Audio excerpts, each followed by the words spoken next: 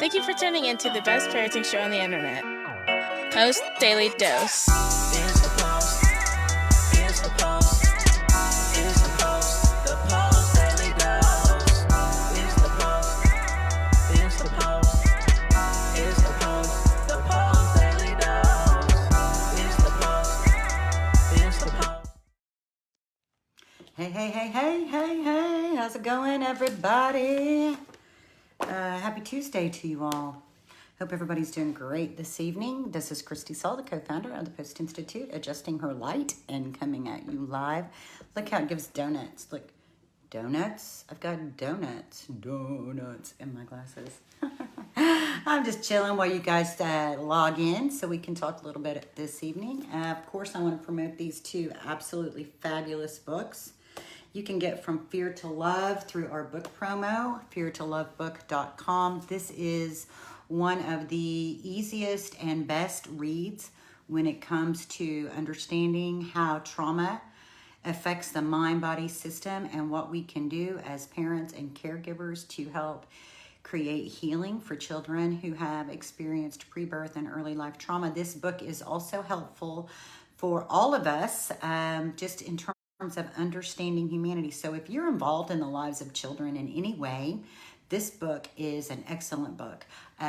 This one is great as well. I don't ever want to downplay this one. This one really dives in to specific behaviors. This one touches on things, and like I said, it's designed to be an easy read. It gives us an excellent foundational understanding.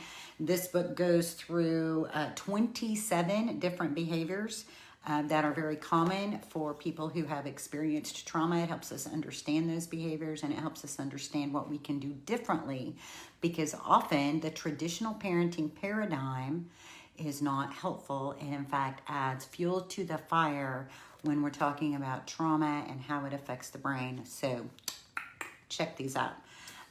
So hi everybody. Hi Kirsten. Thanks for saying hello. Mimi, I see you watching, and thank you for always tuning in and being a supporter. Amy, it's good to see you. Anybody else wants to say hi? I'd love to hear it, but I'm going to go ahead and jump into just talking about adoption. As I mentioned last night, November is a special month in the world of adoption.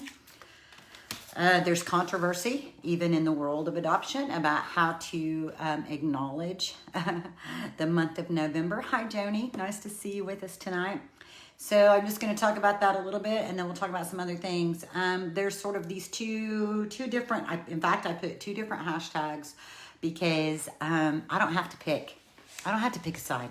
I'm not going to pick a side because I can have compassion for the entire picture. So there is Adoption Month, and my understanding is Adoption Month is about bringing awareness to the need for adoption, the need for permanency for children, the need for the public to have information about how many kids across the globe, how many children across the globe, how many children in the U.S. are needing homes. They need permanent families. And I don't know the exact date. I should know this, but there's actually like a National Adoption Day, and you'll see that across social media. Lots of people, it's like a National Adoption Day where everybody goes to court, adoptions are finalized, and it's a day where lots of different emotions are felt. So it's a big deal. So every night this month, I'm going to be talking about different aspects of that whole paradigm. So let me just tell you that there are at least 10,000 children per day, 10,000 children per day across the globe who become orphans.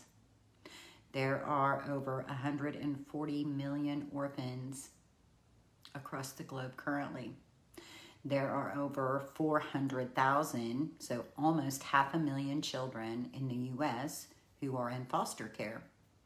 And what we know is when you are trying to care for that many children, when you're trying to care for children in an orphanage, it's hard to have enough hands to hold all of those babies, to feed all of those babies.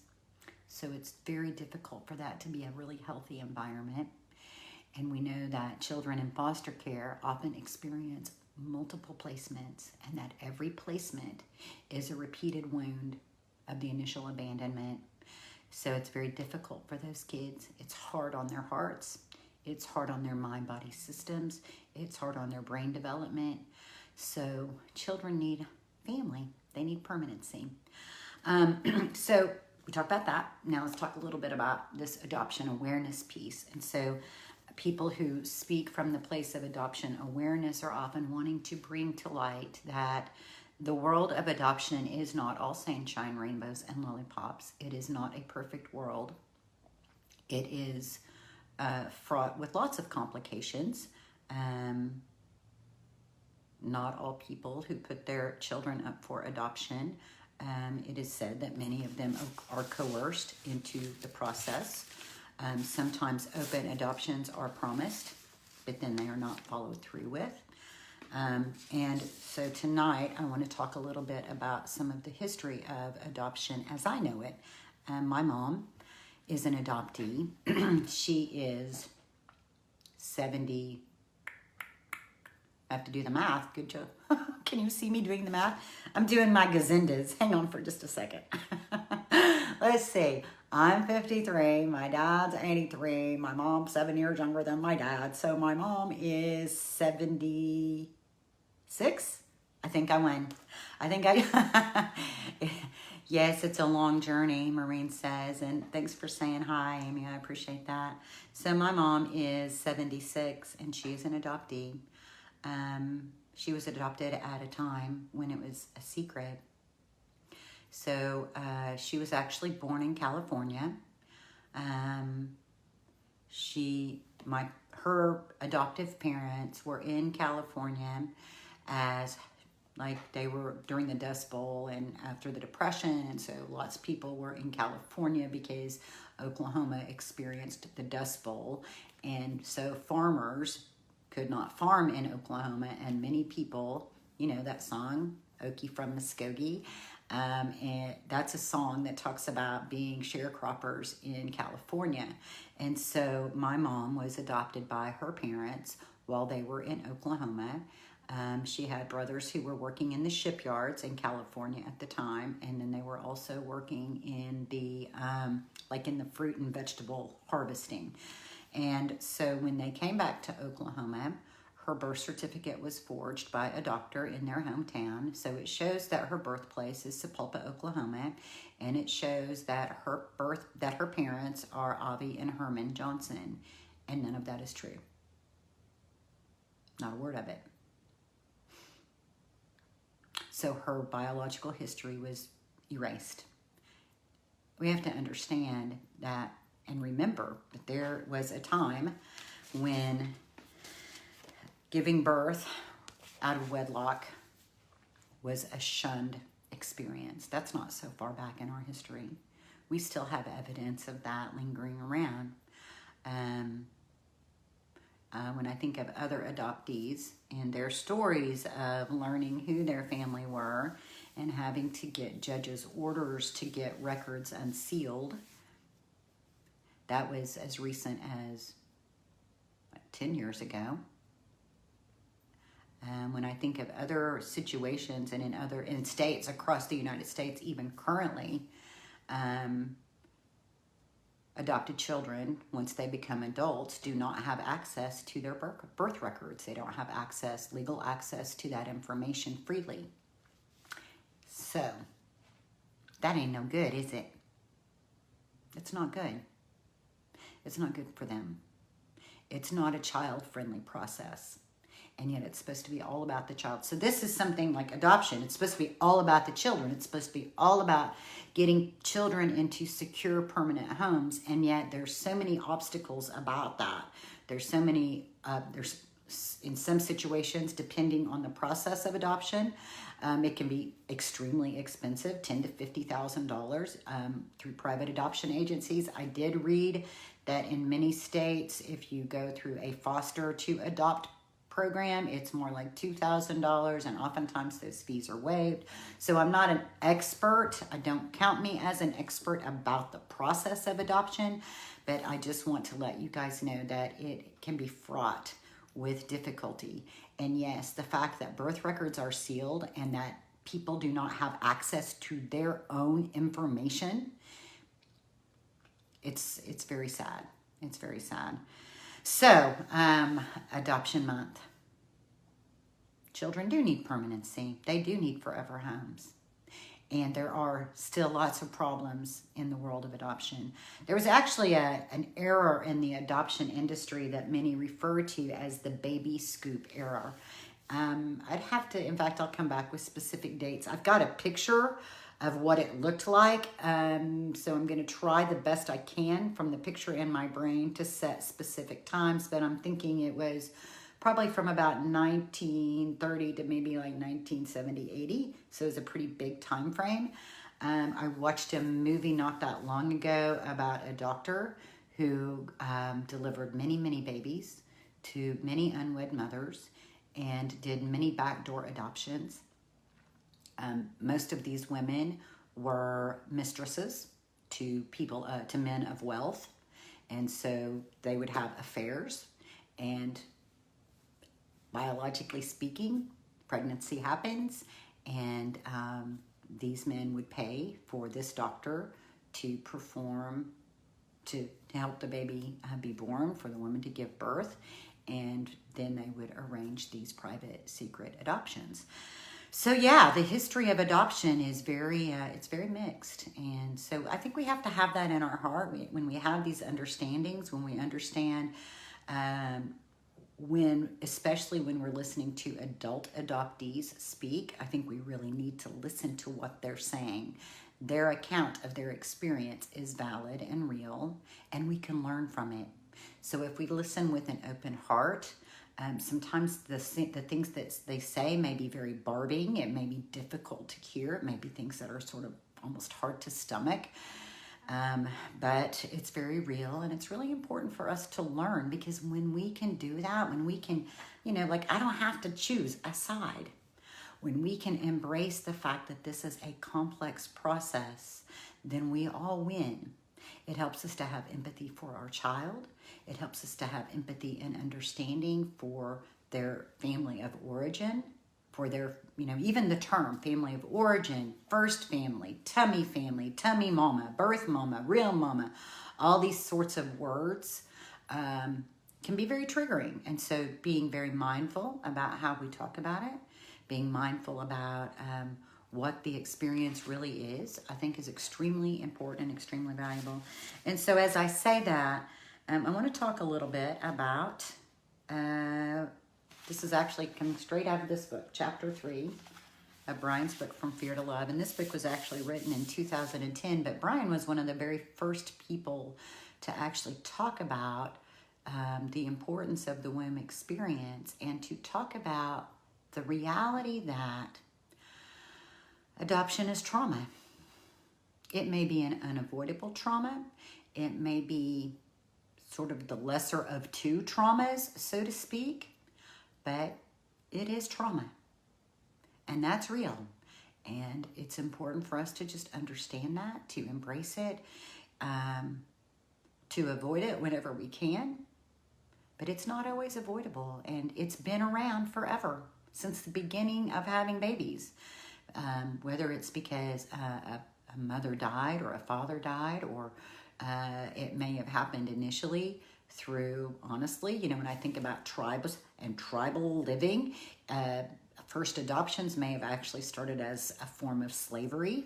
So, think about it, right? I'm just kind of pulling that out. I'm like, when I really stop and think about it and put my mind to it, there's a lot to the history of adoption, and it's always been around, and it's always been needed, and it's not going to not be needed. But what we can do is we can, that term normalizing it, we can begin to normalize that this is one way that families get created, and that's okay. It's okay. So, when I look at Chapter 3, it reminds me of a video that Brian made back when we were doing DVD recordings. And he did a video, I remember it clearly. They were recording in Denver and doing a big presentation there. And he had a co-presenter. Her name is Dr. Jazan Indart. And so they were kind of tag teaming, and it was a really great presentation. But during the presentation, Brian has two people from the audience come up, and he tells them that they're going to pretend that they're getting married. And so so they did a male-female version of getting married. And so the man is standing there looking at Brian as if Brian is the minister, and the woman goes back as if she's going to walk up the aisle, and they swap somebody else. They swap and give a different woman to be the person who comes up the aisle. And so the man standing there, and these people don't even know each other, right? So this is all just, off the cuff right here in the moment. The man turns around to meet his bride as she's right there. And you could just immediately see the emotional experience just from that bit of expectation. So imagine 9 months in the womb, all you hear is what's going on in the mother's world. You smell the mother, you hear the heartbeat of the mother, you hear the mother's voice. When I say 9 months, when I'm teaching, and I don't know if I've done this on any of the Facebook Lives, I always do this.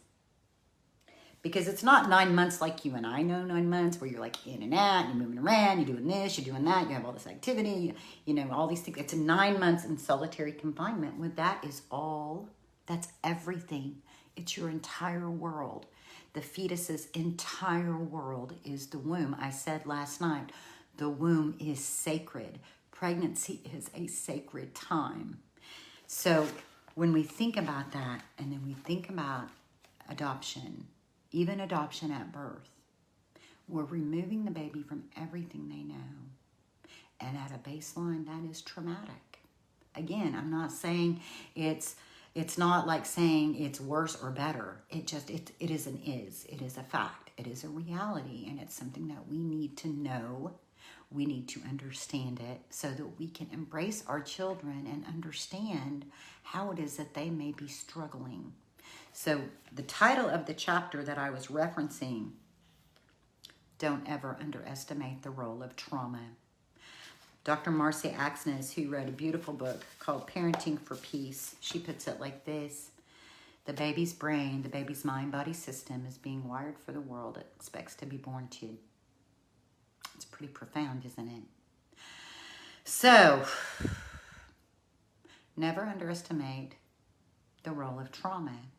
It has a dramatic impact on the mind-body system. That doesn't mean that healing isn't possible. That doesn't mean that love isn't an abundant, amazing healing process. But it does mean that we need to have a thoughtful heart. We need to realize it's not all about us. I know, contrary to popular belief, right? I say that with humor because it can become all about us if we're not careful. If we're not mindful, we might come into we might be in the process of adopting, and I know our joy and our excitement and our thrill of bringing this baby into our family, maybe a baby that you've been waiting for and yearning for. And yet we also have to honor the fact that this baby may be experiencing grief and loss. Although babies don't process it verbally the same way that we do, they still experience it. The Body Keeps the Score is an excellent book for helping us understand how pre-birth and early life experiences get stored in our cells, get stored in our state level memory, get stored in our brainstem. So as you're thinking about your child, think about those things. Hold those things close to your heart. They're beautiful and they're precious.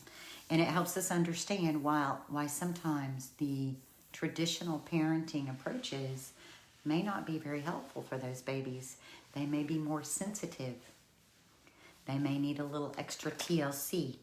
They may need more calm. They may need our help to help build the emotional regulatory system. That's what attachment and bonding offers. It offers the opportunity for so we're born with the amygdala, right? We're born with the amygdala that senses dis-ease and distress. It pours out cortisol so that the baby cries to alert the caregiver. The caregiver comes and soothes and comforts the baby.